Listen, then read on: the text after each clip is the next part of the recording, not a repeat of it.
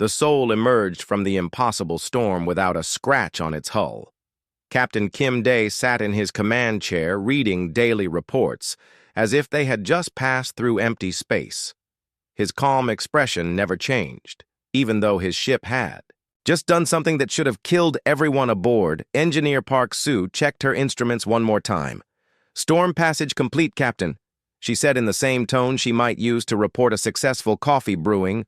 "All defensive systems performed within normal parameters. Communications." Officer Choi Min looked up from her station. "Captain, I am receiving dozens of messages from alien ships.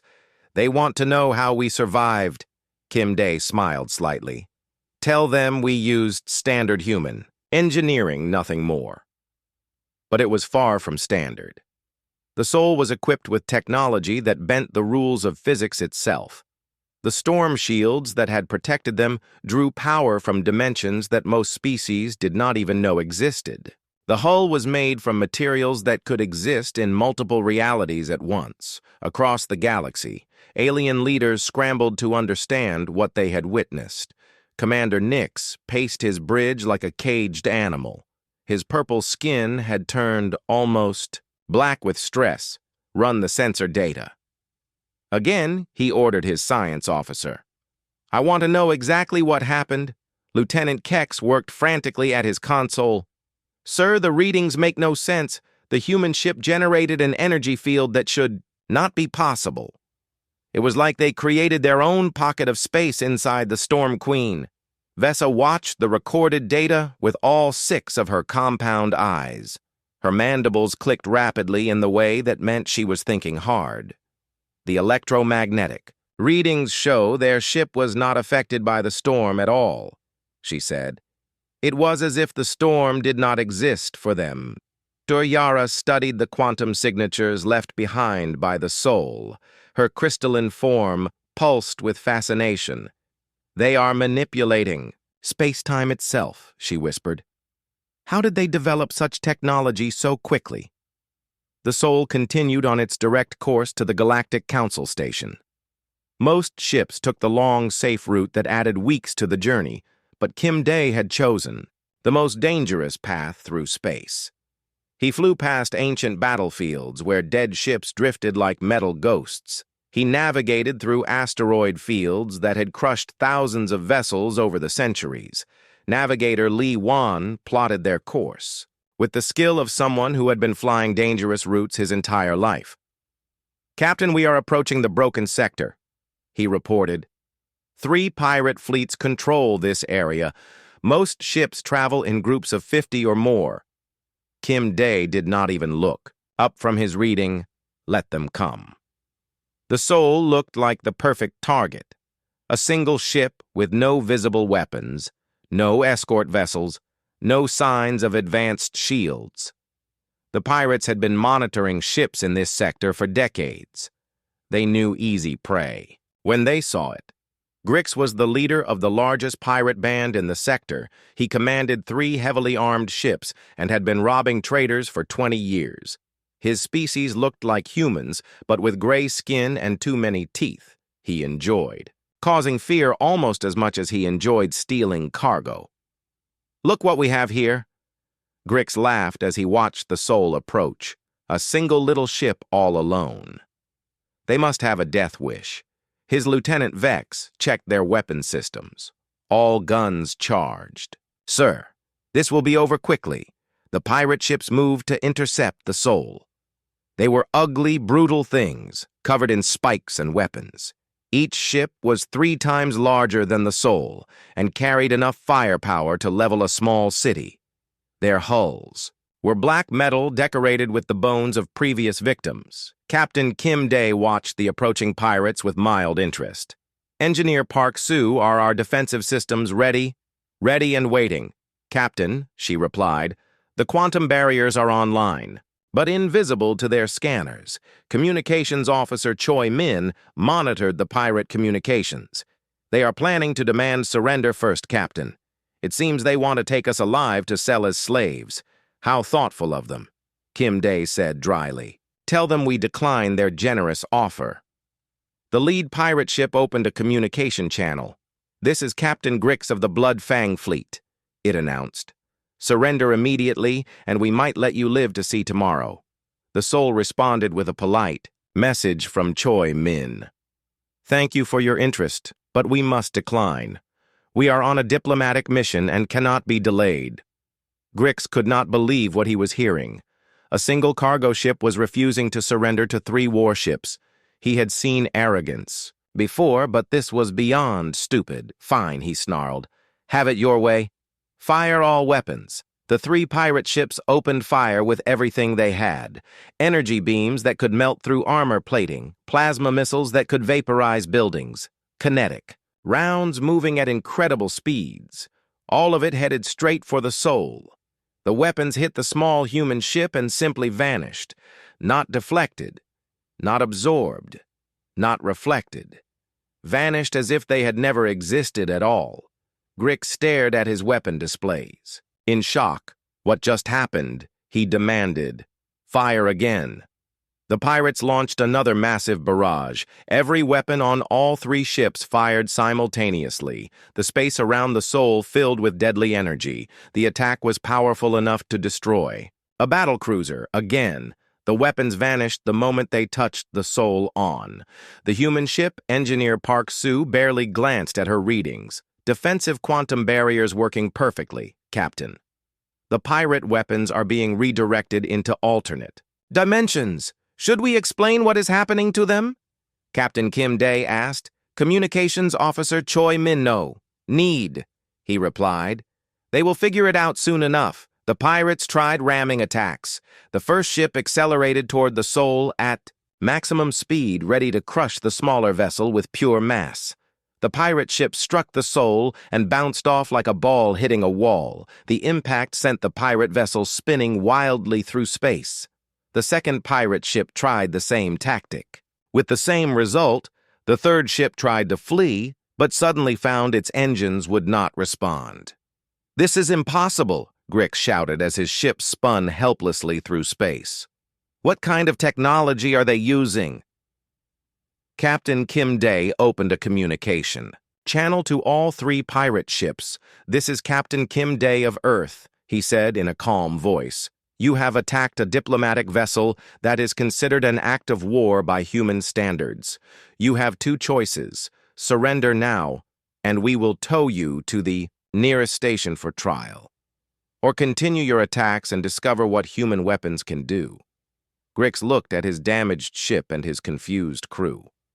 He had been a pirate for 20 years, but he had never encountered anything like this. The human ship had not even fired back.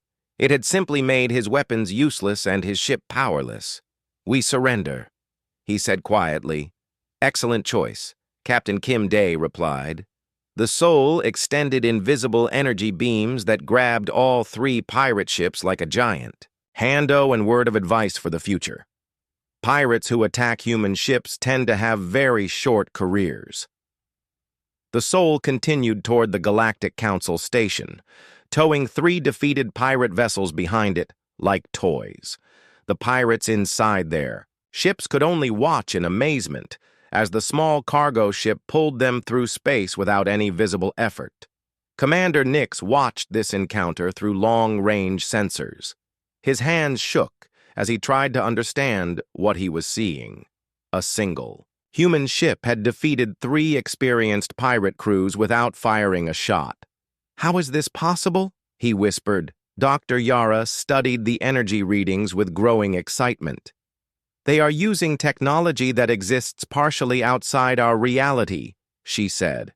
"Their ship operates on principles we do not understand." Queen Vessa clicked her mandibles nervously. If one human cargo ship can do this, what can their military vessels accomplish?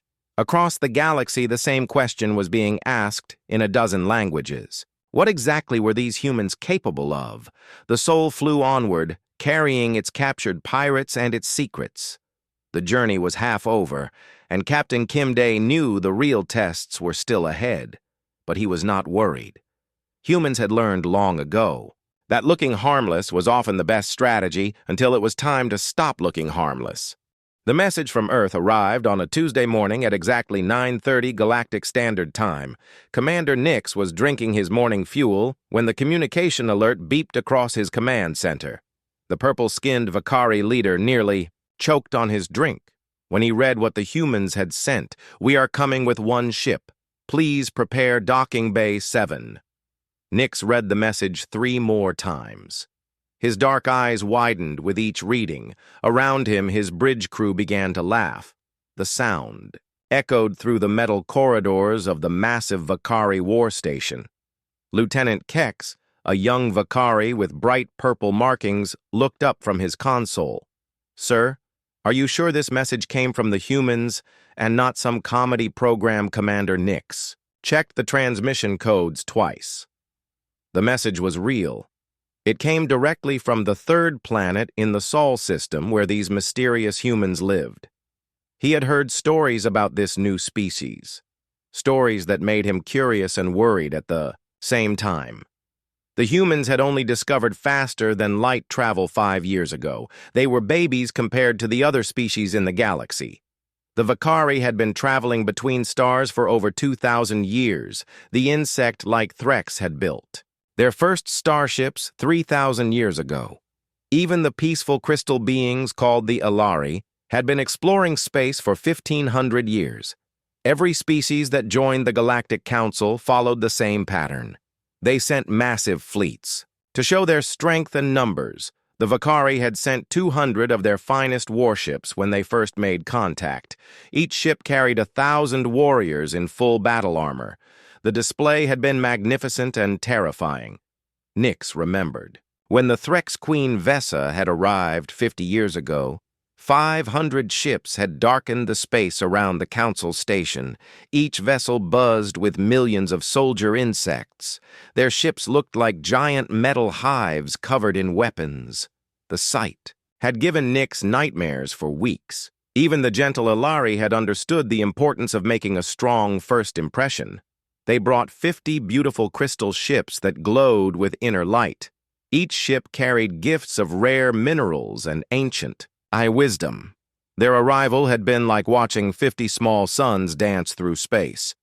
But the humans wanted to send one ship. Commander Nix activated his communication system and called the other council members. Within minutes, his screen filled with familiar faces. Queen Vessa appeared first, her multiple insect eyes glittering with curiosity. Her mandibles clicked as she spoke. "What is this message about humans bringing one ship?" Vessa asked. Her voice sounded like wind blowing through metal tubes. Dr. Yara of the Alari materialized next her crystalline form, glowing soft blue in the dim light of her ship. The Alari leader looked concerned rather than amused. "Perhaps they do not understand our customs," she said gently. "Maybe one ship is all they have." More laughter echoed through the communication channels. General Korax of the militant Dreki species appeared on screen. His red, scaled face twisted into a grin. "One ship," he roared. "These humans must be either very small or very stupid." The joke spread quickly through the galactic communication networks. Within hours, every species knew about the human message. Comedians made jokes about it. News reporters called it the funniest thing to happen in decades. Some species started placing bets on whether the human ship would even survive the journey to the Council station. Back on Earth, Captain Kim Day sat in the command center of what looked like an ordinary cargo ship.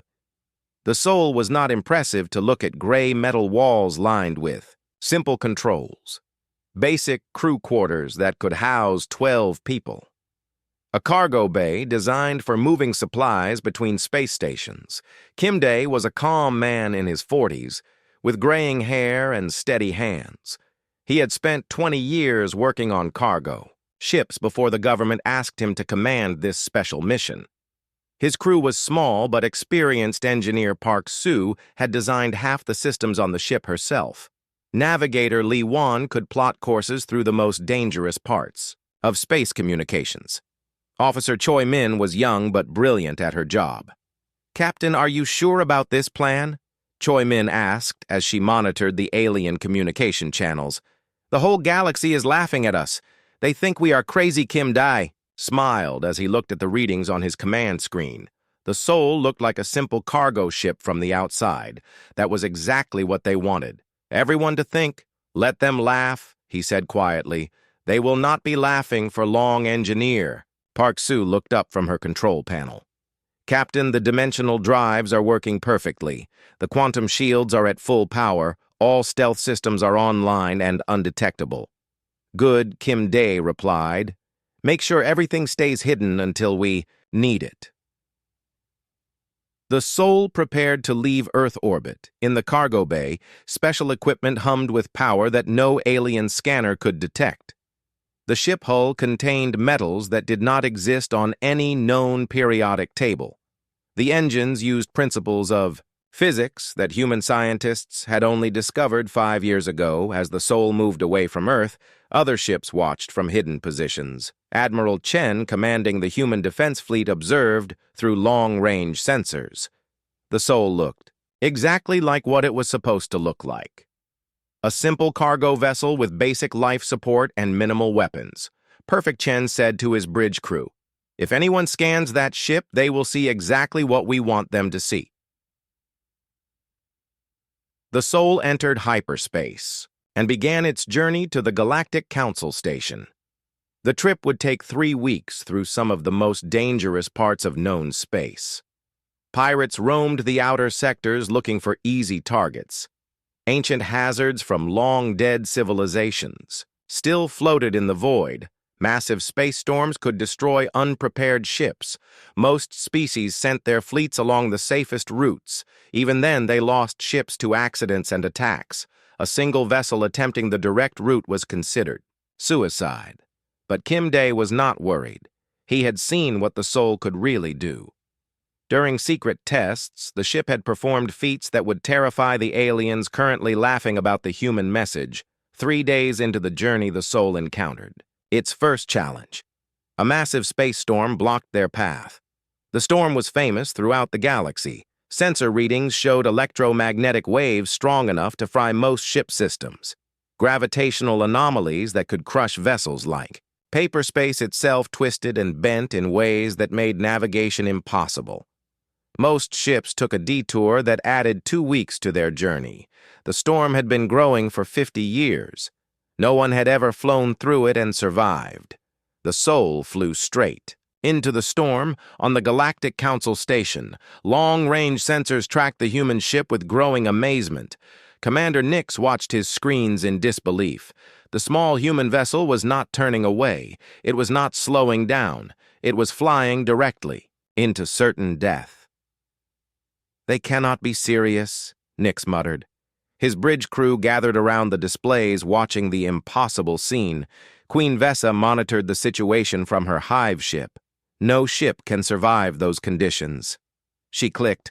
Her insect eyes reflected the light from multiple screens, showing the storm readings. Dr. Yara felt genuine concern for the humans. Her crystalline form pulsed with worried energy. Perhaps we should send rescue ships, she suggested. They may not understand how dangerous that storm is. But as they watched, something incredible happened. The human ship entered the storm and kept flying. The electromagnetic waves that should have destroyed their systems seemed to have no effect. The gravitational forces that should have crushed their hull did not even slow them down. The Soul flew through the storm like it was empty space. How is this possible? General Korax demanded from his warship. His red scales were pale with shock. Their systems should be dead by now, on the Soul Bridge Engineer Park. Sue calmly watched her instruments. Storm shields are working perfectly, Captain, she reported. All systems remain green. The ship that looked like a simple cargo vessel was doing something that the greatest fleets in galactic history could not do. It was surviving conditions that should have been impossible to survive, and it was doing so without apparent effort. As the Soul emerged from the other side of the storm, the galaxy began to realize that maybe they had underestimated these new humans. Maybe sending one ship was not a sign of weakness. Maybe it was a sign of something far more terrifying. The three pirate ships hung helplessly behind the Soul like broken toys. Grix sat in his damaged command center staring at displays that made no sense. His weapons showed they had fired hundreds of shots, but his target scanners insisted nothing. Had left his ship. How can weapons just disappear? His Lieutenant Vex asked. The energy readings show our plasma cannons discharged, but the energy went nowhere. Grix had no answer. He had been robbing ships for 20 years. He understood weapons and shields and armor. But this was something completely different. The human ship had made his attack simply not exist inside the Soul Communications Officer. Choi Min monitored the pirate communications. Captain, they are very confused. They keep running diagnostics on their weapon systems. Let them wonder. Captain Kim Dae replied, "Sometimes mystery is more effective than explanation, engineer." Park Soo smiled as she watched her instruments. The quantum displacement fields worked exactly as designed. Captain. The pirate weapons were redirected into pocket dimensions where they harmlessly dissipated. Navigator Lee Wan checked his charts. "We are approaching the Devourer graveyard. Captain." Most ships add 3 days to their journey to avoid that. Area Kim Dae considered this. The Devourer graveyard was where the machine fleet had made its last stand 50 years ago. Thousands of automated warships had fought a final battle against the combined fleets of 7 species. The battle had lasted 3 days and ended with the complete destruction of the Devourer fleet, but the area was still dangerous. Broken machines drifted through space, some still partially active. Ancient weapons fired at random gravitational anomalies from destroyed. Ships created navigation hazards that could tear vessels apart. "We go straight through," Kim Dae decided. "No point in taking the long way when we have a schedule to keep." The Soul approached the graveyard with its 3 captured pirate ships in tow. The area looked like a metal hurricane frozen in time. Thousands of ship fragments tumbled slowly through space. Some pieces were as large as buildings, others were tiny bits of metal and circuitry. Grix watched through his view screen as the Soul pulled his ship into the dangerous area. "You are taking us through the graveyard," he called over the communication system. "That is suicide, Captain," Kim Dae responded politely. "We appreciate your concern, but human ships are designed for difficult conditions." The first hazard appeared immediately. An ancient Devourer weapon turret still attached to a large piece of hull began tracking the Soul. The turret had been firing randomly for 50 years, destroying anything that came too close. Its sensors locked onto the human ship and charged its weapons. The energy beam that lanced out could have melted through a battleship. It struck the Soul and vanished, just like the pirate weapons had. On the Soul bridge, the crew barely noticed. Engineer Park Soo glanced. At her readings, automated defense turret eliminated Captain threat level. Minimal more hazards appeared as they flew deeper into the graveyard. Gravitational mines left over from the Great Battle tried to crush the Soul with invisible force.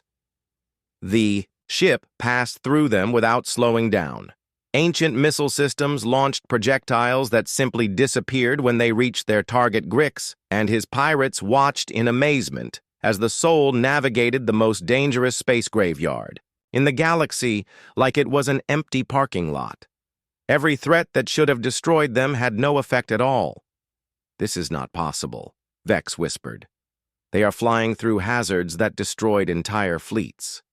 The Soul reached the center of the graveyard, where the largest Devourer ship had made its final stand. The massive machine vessel was still mostly intact. Its hull stretched for kilometers, covered in weapons and sensors that had once terrorized the galaxy as they passed the dead. Something incredible happened. The Devourer vessel powered up. Emergency lights flickered across its hull. Long dormant systems came back online. Weapon turrets began tracking the Soul with mechanical precision. After 50 years of silence, the machine ship was awakening. Captain, the dead Devourer ship is activating. Navigator Lee Wan reported it's scanning us with active sensors. Interesting. Kim Day said I thought they were all destroyed. The ancient Devourer ship was a monster of metal and machinery. It had been built to consume entire planets and turn them into more ships. Its weapons could crack moons. Its shields had once stopped the combined firepower of entire fleets. For 50 years it had drifted dead and silent. Now it was alive. Again, and it was angry. The machine ship opened fire with everything it had. Energy weapons that could boil oceans, projectile cannons that fired rounds the size of buildings, gravitational disruptors that could tear apart asteroids. All of this destruction headed toward the small Sol. The weapons struck and vanished. The Devourer ship paused. Its ancient computer systems struggled to understand what had happened. It fired again with the same result. Its most powerful weapons were having no effect at all. On the Sol Bridge engineer Park Sue looked mildly interested. Captain, the machine ship is using some very old technology. Its weapons are at least 50 years out of date. Should we put it out of its misery? Kim Day asked. I think that would be. Kind Park Sue replied. She pressed a single button on her console. The massive Devourer ship simply stopped existing, not destroyed, not blown apart.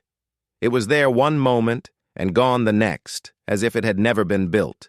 The ancient machine that had terrorized civilizations for decades disappeared without trace. Grick stared at the empty space where the kilometer-long warship had been floating seconds before. What did you do to it? He asked over the communication channel. We helped it finish what? It started 50 years ago. Captain Kim Day replied politely. The Sol continued through the graveyard, towing its captured pirates. Every hazard they encountered was neutralized instantly. Ancient weapons became scrap metal, gravitational anomalies, smoothed out as if space itself was being repaired.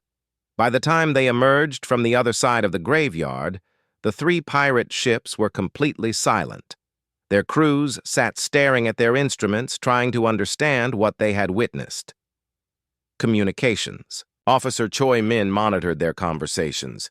Captain, the pirates are no longer planning escape attempts. They seem to be in shock. Good, Kim Day said. Shocked prisoners are easier to transport than angry ones. Navigator. Lee Wan studied his charts. Captain, we are now in the outer sectors of Council space. We should encounter regular patrol ships. Soon, as if summoned by his words, a patrol fleet appeared on their sensors. 5 ships flying the banner of the Galactic Council approached to investigate. The patrol leader was Commander Tix of the Drekki species. His red-scaled face appeared on the communication screen. Human vessel, this is Patrol Leader Tix. He announced, you are towing what appear to be pirate ships. Please explain. Captain Kim Day responded, with his usual calm manner. We encountered some pirates who attacked our vessel. They have been detained for trial at the Council station. Commander Tix looked at the 3 battered pirate ships being pulled behind the Sol. You captured 3 ships. With one vessel, he asked. They captured themselves, Kim Day replied. We simply provided transportation afterward. The patrol ships escorted the Sol toward the Galactic Council station. Word of the human ship accomplishments had already spread through the communication networks. Every species was talking about the cargo vessel that had survived impossible hazards, defeated experienced pirates, and somehow made a dead Devourer ship vanish. As they approached the station, Commander Nix watched through his viewports. The Sol still looked like an ordinary cargo ship. Its hull was plain gray metal with no visible weapons. It appeared to be exactly what the humans had claimed to send, but appearances, as the galaxy was learning, could be very deceiving, especially when humans were involved.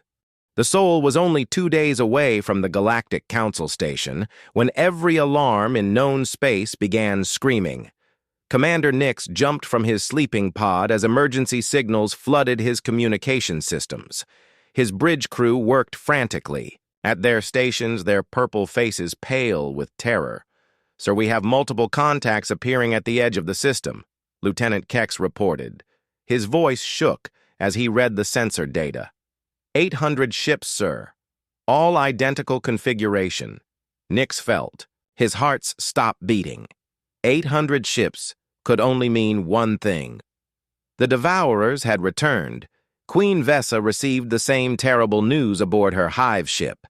Her compound eyes focused on the tactical display while her mandibles clicked in. Distress. The machine fleet approaches in perfect formation, she announced to her crew. They move with the same patterns as 50 years ago. Dr. Yara Crystal form pulsed with urgent light as she studied the sensor readings. The ships match historical records exactly, she reported to the council emergency meeting. But how is this possible? We destroyed their entire civilization. The Devourers were every species' worst nightmare. Machines that consumed entire worlds to build more ships. They had appeared from unknown space 70 years ago and destroyed 12 star systems before the galaxy united to stop them. The final battle had cost millions of lives and thousands of ships. For 50 years, everyone believed the machine threat was over. The Devourer graveyard was proof of their destruction. But now they were back, and their target was obvious. The Galactic Council Station. All available ships moved to defensive positions. Commander Nix ordered. The entire Vakari battle fleet activated their weapons and formed battle lines. General Korax rallied his Draki warships into attack formations. Queen Vesa deployed her swarm vessels in defensive clouds around the station. Every species contributed what they could. 700 ships from a dozen civilizations, prepared for the fight of their lives. The combined fleet was impressive, but everyone remembered the last war. The Devourers had seemed unstoppable until the very end. In the middle of all this panic, the Soul continued flying straight toward the approaching machine fleet. Captain Kim Day sat calmly in his command chair reading reports while his crew worked with their usual efficiency. He seemed completely unaware that 800 enemy ships were heading directly for them. Communications. Officer Choi Min looked up from her station. Captain, I am receiving emergency broadcasts from all Galactic Defense Forces. They are ordering us to retreat to safety. Tell them we appreciate their concern, Kim Day replied, but we have a schedule to keep Engineer Park. Sue monitored the approaching Devourer fleet with professional interest. Captain, the machine ships are using outdated propulsion systems. Their weapons appear to be basic energy projectors from 50 years ago. Navigator Lee Wan plotted intercept courses. Captain, they will reach us in 37 minutes. At our current speed, we will meet them exactly halfway between here and the station. Perfect, Kim Day said. That should give us plenty of room to work on the Galactic Council. Station Commander Nix watched his tactical displays in horror. The small human cargo ship was flying directly into the path of the largest enemy fleet in galactic history. 1 ship against 800. They must be insane, he shouted. Get me a communication link to that human captain. The link opened, and Kim Day's face appeared on the screen looking perfectly calm. Captain Kim Day, this is Commander Nix of the Vakari fleet. You must turn back immediately. You cannot fight an entire Devourer fleet alone, Captain. Kim Day smiled politely. Commander Nix, thank you for your concern, but we can handle this. Handle 800 warships, Nix's voice cracked with disbelief.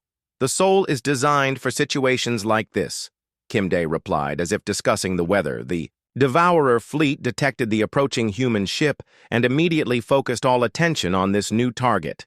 800 machine minds calculated threat levels and attack patterns. They saw a single small vessel with minimal energy output and basic hull construction. The machines decided this ship was no threat at all. They were about to learn how wrong machines could be. The Soul flew directly into the center of the Devourer formation. The machine ships surrounded the human vessel from every direction. Each Devourer was 10 times larger than the Soul and carried weapons that could destroy cities.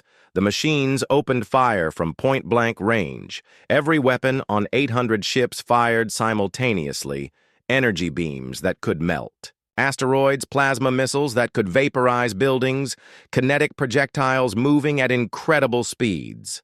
The combined firepower was enough to destroy planets. All of it struck the Soul and vanished. The Devourer machines paused in confusion. Their sensors showed successful weapon discharge, but no damage to their target. They ran diagnostic checks and fired again. Same result. Their weapons were having no effect whatsoever. On the Soul Bridge, Engineer Park Sue watched her instruments with mild interest. Captain, the machine ships are using very primitive weapons. Their attack patterns are quite predictable. Should we end this quickly? Kim Day asked.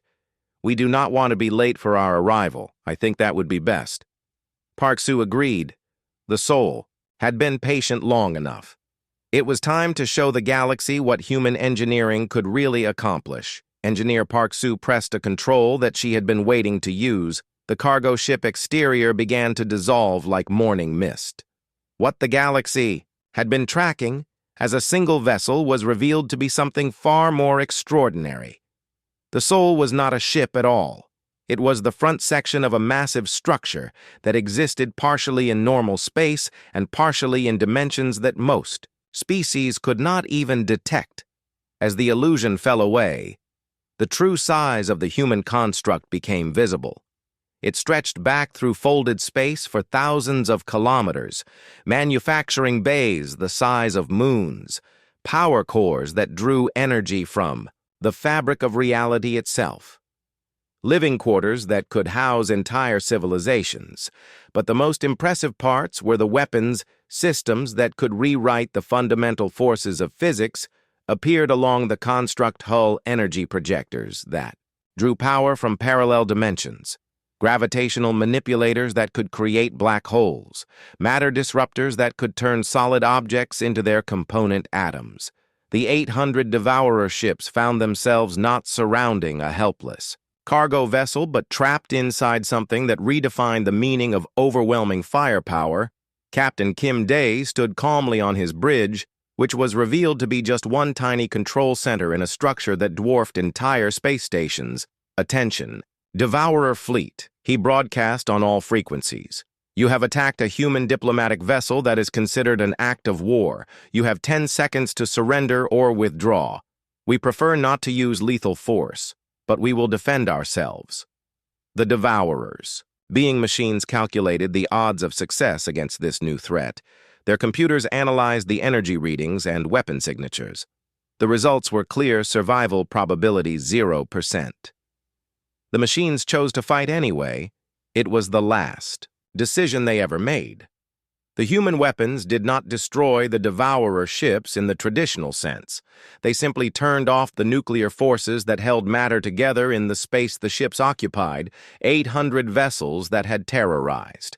The galaxy became 800 expanding clouds of component atoms in less than 3 seconds. The threat that had returned to destroy civilization was eliminated so quickly that most sensors could not track what happened. Across the galaxy, every military commander stared at their displays in stunned silence. The most feared enemy in known space had been erased from existence by what they thought was a simple cargo ship. On the Soul Bridge, communications officer Choi Min looked concerned. Captain, do you think we were too dramatic? We were trying to make a good first impression. Kim Day considered this. I think we made exactly the impression we needed to make. Continue to the station normal. Speed engineer Park Sue began folding the massive construct back into its hidden dimensions. The Soul returned to its appearance as a harmless cargo vessel. Cloaking systems reactivated, Captain, she reported. We look perfectly ordinary again. Good, Kim Day said. No need to make our new neighbors more nervous than they already are, as the Soul continued toward the Galactic Council station, looking like nothing more than a simple cargo ship. Every alien leader frantically tried to understand what they had witnessed. They were about to discover that humans had very different ideas about diplomacy, and those ideas were about to change everything. The Galactic Council station had never been quieter. Every alien species sat in stunned silence, staring at sensor readings that made no sense. 800 Devourer ships had simply stopped existing. The most powerful enemy fleet in history had been eliminated in 3 seconds by what looked like a cargo vessel. Commander Nix paced his bridge like a trapped animal. His purple skin had turned almost white with shock. "Run the analysis again," he ordered his science team. "I need to understand. What happened?" Lieutenant Kex worked frantically at his instruments. "Sir, the energy signatures are beyond anything in our databases. The human ship generated power levels equivalent to a small star, but only for 3 seconds. It was not just power," Queen Vessa observed from her hive ship. Her mandibles clicked rapidly as she studied the data. They manipulated space itself. The Devourer ships did not explode or burn. They were converted back into basic atoms. Dr. Yara crystalline form pulsed with excited energy as she analyzed the quantum readings. "They use technology that operates outside normal reality," she announced. "The human construct existed in at least 7 dimensions simultaneously." The Soul approached the docking bay looking exactly like the simple cargo ship it had appeared to be from the beginning. Captain Kim Day sat in his command chair reading his daily reports as if nothing unusual had happened. His crew worked with the same calm efficiency they had shown throughout the journey. Engineer Park Soo checked her instruments one final time. All systems folded back into dimensional storage. Captain external appearance matches original cargo vessel specifications. Good, Kim Day replied. "We do not want to overwhelm our host's communications." Officer Choi Min monitored the station communications. "Captain, every species is requesting emergency meetings. The council leaders want to know what our ship really is. Tell them." "We are exactly what we said we were," Kim Day answered. "A cargo vessel, on a diplomatic mission." But Captain Choi Min protested. "What about the dimensional folding technology and the quantum weapons?" "What about them?" Kim Day asked. "Those are standard safety features on human ships. We cannot have our cargo vessels traveling unprotected through dangerous space." Navigator Li Wan smiled as he guided the Soul into the docking bay. "Captain, the docking crews are afraid to approach us. Their hands are shaking." "That is unfortunate." Kim Day said we brought gifts, and we would hate for them to be damaged by nervous handling. The Soul settled gently into Docking Bay 7, exactly as requested 3 weeks ago. The cargo ship looked perfectly ordinary, gray metal hull with simple engines, basic life support systems. A ship designed for moving goods between stations. Nothing threatening or military about it, but every alien on the station knew they were looking at something that had just redefined the meaning of power. The airlock opened and Captain Kim Day stepped out, followed by his crew of 12. They wore simple uniforms and carried nothing more dangerous than data tablets and gift packages. They looked like ordinary cargo haulers, except for their completely calm expressions. The docking bay was packed with representatives from every major species in the galaxy. They had come expecting to meet primitive newcomers. Instead, they found themselves face to face with beings who had just eliminated the greatest threat the galaxy had ever known. Commander Nix stepped forward. His legs felt weak, but he managed to maintain military composure. "Captain Kim Day, welcome to the Galactic Council Station. I am Commander Nix of the Vakari Defense Force." "Thank you, Commander." Kim Day replied with a polite bow. "We appreciate the docking space. I hope our arrival did not cause any inconvenience." "Inconvenience?" Commander Nix's voice rose higher than intended. "You just destroyed 800 Devourer ships." "Oh," that Kim Day waved dismissively. "They were attacking us. We could not let that continue. But do not worry. We made sure to completely disintegrate them. So there is no debris field to clean up, Doctor." Yara floated closer, her crystalline form shimmering with curiosity. "Your ship? What we witnessed? How is any of that possible, Engineer?" Park Soo spoke up cheerfully. "Dimensional folding technology, quantum force manipulation, and localized space-time alteration. Pretty standard engineering, really standard, Queen." Vessa mandibles clicked in disbelief. That technology should not exist. Well, It does now. Navigator Li Wan replied, "We humans figured it out about 50 years ago. We have been using it for cargo transport.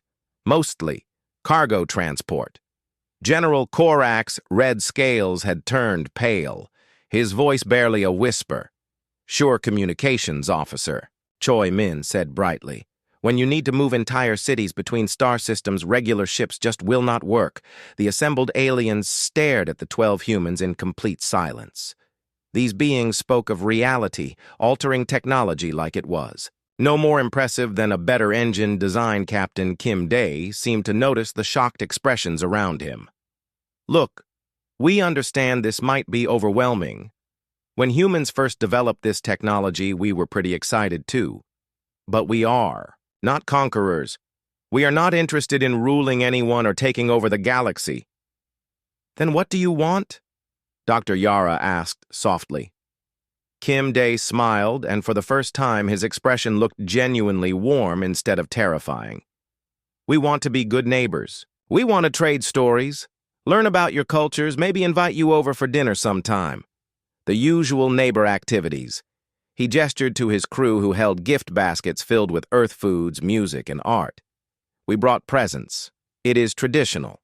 When meeting new neighbors, Engineer Park Soo added helpfully, "And if any of you have problems with pirates, hostile fleets, natural disasters, or ancient machine armies trying to destroy your worlds, just let us know. We are happy to help." "Help how, Commander?" Nix asked, though he already suspected the answer. "The same way we helped with those devourer ships," Kim Dae replied casually. "Humans do not like bullies, and we are quite good at dealing with them." The implications hit every alien leader at the same time. Humans had not just joined the galactic community, they had become its protectors, whether they intended to or not, and they had done it with what appeared to be a simple cargo ship. Communications Officer Choi Min checked her data tablet.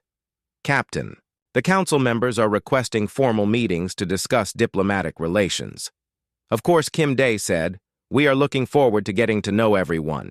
We have so many questions about your cultures and histories. What about your military capabilities?" Queen Vesa asked. "What about them?" Kim Dae replied. "We brought a cargo ship because we are here for trade and diplomacy. If we had brought military vessels, people might have gotten the wrong impression. This is a cargo ship," Commander Nix pointed at. "The Soul, yes." Kim Dae confirmed basic civilian transport. "Our military ships are much different." The aliens absorbed this information with growing amazement. If a civilian cargo ship could eliminate 800 warships, what could human military vessels accomplish? Dr. Yara crystalline form pulsed with what might have been amusement. "Captain Kim Dae, I believe you have just redefined galactic diplomacy." Kim Dae looked genuinely puzzled. "How so? You arrived in what we thought was a defenseless ship," she explained. "You survived impossible hazards, defeated pirates, eliminated the devourer threat, and then revealed technology that surpasses our greatest achievements, all while maintaining that you are simply here to be good neighbors. Is that unusual?" Kim Dae asked, as the greatest minds in the galaxy tried to process this question. They began to understand that humans operated by rules no one else had ever considered, rules that were about to change everything. Captain Kim Dae and his crew were escorted to diplomatic quarters while the Soul sat quietly in its docking bay keeping its secrets. The harmless-looking cargo ship had just announced humanity arrival to the galaxy, and the galaxy would never be the same. The diplomatic quarters aboard the Galactic Council Station had never hosted beings quite like the humans. Captain Kim Dae and his crew settled into their rooms with the same calm efficiency they had shown throughout their journey. They unpacked simple belongings, arranged their gifts, and prepared for formal meetings as if they had not just redefined the meaning of power in the galaxy. The council chamber filled quickly. Every major species sent their highest-ranking representatives. Commander Nix arrived with his full military staff. Queen Vesa brought her most experienced advisors. Dr. Yara floated in, surrounded by crystal beings who hummed with nervous energy. The humans entered the chamber carrying data tablets and gift baskets. Captain Kim Day wore a simple dress uniform with no decorations or rank insignia. His crew followed behind, looking like ordinary cargo ship workers who happened to be representing an entire planet. The contrast was striking. On one side sat beings who commanded fleets of thousands of ships and controlled vast interstellar empires. On the other side stood 12 humans who had traveled alone in what looked like a cargo vessel. But everyone in the room knew which side had the real power. Captain Kim Day stood at the speaker podium and began with a polite bow. Honored representatives of the Galactic Council, thank you for welcoming us to your station. We are grateful for this opportunity to meet our new neighbors. Commander Nix found his voice. First, Captain Kim Day, we need to discuss what happened with the Devourer fleet. Your ship eliminated 800 warships in seconds. We must understand your capabilities. Kim Day looked genuinely puzzled. The Devourers attacked us. We defended ourselves. Is this not normal behavior? Normal. Dr. Yara crystalline form pulsed rapidly. Captain, your defensive technology operates outside known physics. Your ship appears to exist in multiple dimensions simultaneously. Engineer Park Soo spoke up from the human delegation. Oh, that is just standard safety equipment. When you are moving valuable cargo through dangerous space, you need reliable protection systems. Queen Vesa mandibles clicked with agitation. Standard equipment. That technology could revolutionize civilization? Could. Communications Officer Choi Min asked curiously. We mostly use it for hauling furniture and food supplies between colonies. General Korax leaned forward, his red scales dark with stress. Are you saying every human cargo ship has weapons that can destroy entire fleets? Kim Day shook his head. No, you misunderstand. The Soul has defensive systems, not weapons. We do not build cargo ships that cannot protect themselves and their cargo. What about your military vessels? Commander Nix asked Kim. Day smiled. Our military ships are quite different. They are designed for different purposes. The assembled aliens waited for more explanation. When none came, Dr. Yara asked, can you tell us more about human military capabilities? Kim Day considered this. We prefer not to discuss military matters during diplomatic meetings. It might send the wrong message, but I can say that humans take the protection of peaceful beings very seriously. Navigator, Li Wan added helpfully. If anyone has problems with hostile forces, natural disasters, or ancient machine fleets, just let us know. We have ships designed specifically for those situations. Ships designed for what situations?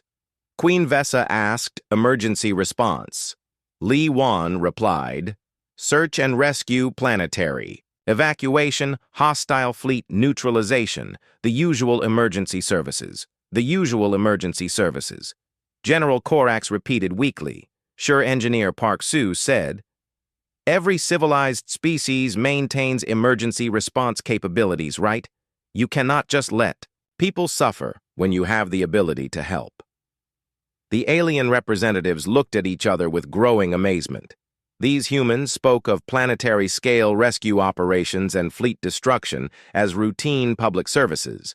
Commander Nix tried a different approach. Captain Kim Day. What does humanity want from the galactic community? Kim Day brightened at this question.